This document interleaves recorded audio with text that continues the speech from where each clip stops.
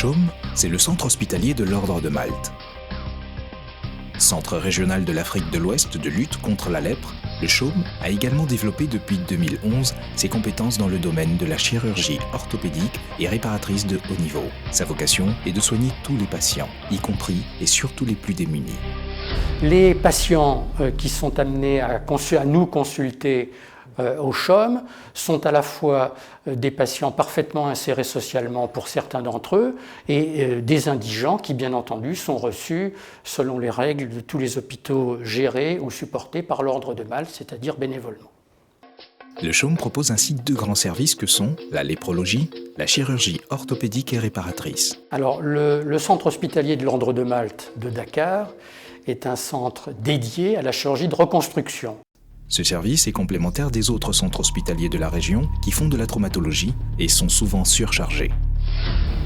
Outre donc cette activité que nous réalisons ici avec des chirurgiens locaux, nous sommes au nombre de 3 qui sont toutes d'anciens internes des hôpitaux et on fait des formations complémentaires en France.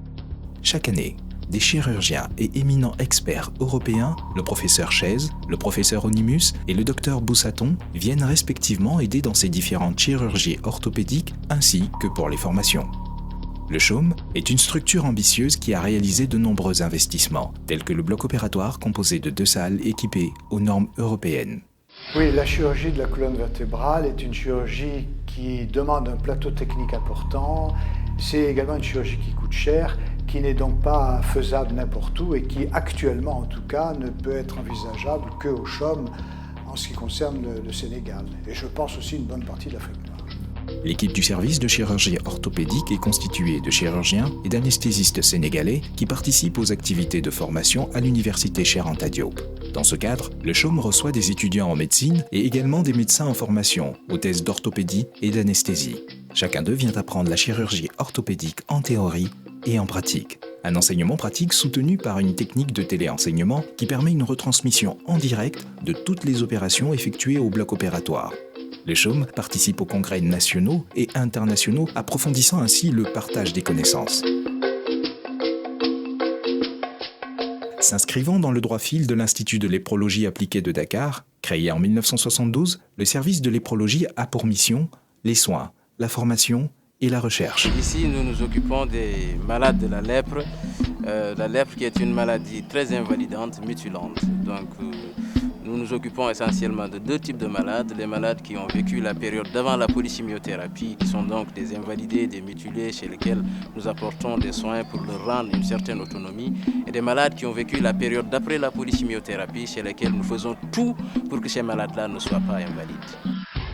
Le service léphrologie, c'est 2 bâtiments, des consultations externes, l'hospitalisation avec 16 lits, la physiothérapie, ainsi qu'une cordonnerie orthopédique qui permet d'accompagner les malades le plus loin possible dans leur réinsertion.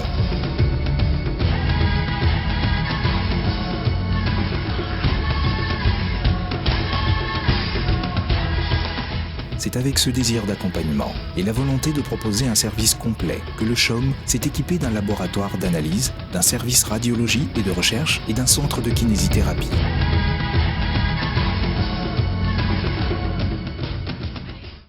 Un autre service social et bénévole est également intégré au CHOM, l'école à l'hôpital pour les enfants et jeunes en long séjour.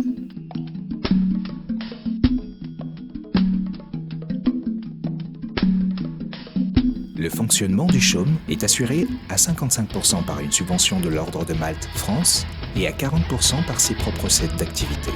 Le CHOM, présent depuis plus de 40 ans au Sénégal, cela représente plus de 10 000 patients consultés, 5 000 patients hospitalisés, ainsi que 500 médecins et 500 paramédicaux formés.